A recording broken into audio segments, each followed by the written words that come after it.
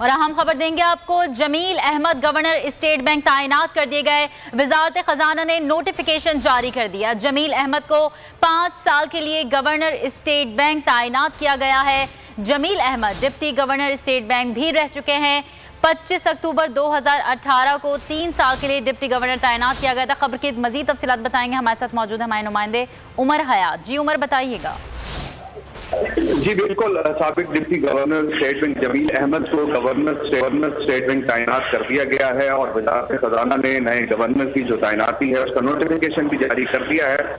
जमील अहमद को 5 साल के लिए गवर्नर तैनात किया गया है। जमील अहमद इससे कबल डिप्टी गवर्नर स्टेट बैंक रह चुके हैं। 25 अक्टूबर 2018 को 3 साल के लिए उनको डिप्टी गवर्नर जो है वो तैनात किया गया था। जमील अहमद का जो बैंकिंग सेक्टर में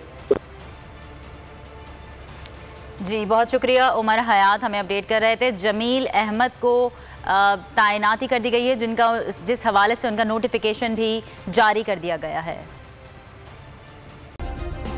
सब्सक्राइब करें और बेल दबाएं ताकि कोई खबर रह न जाए।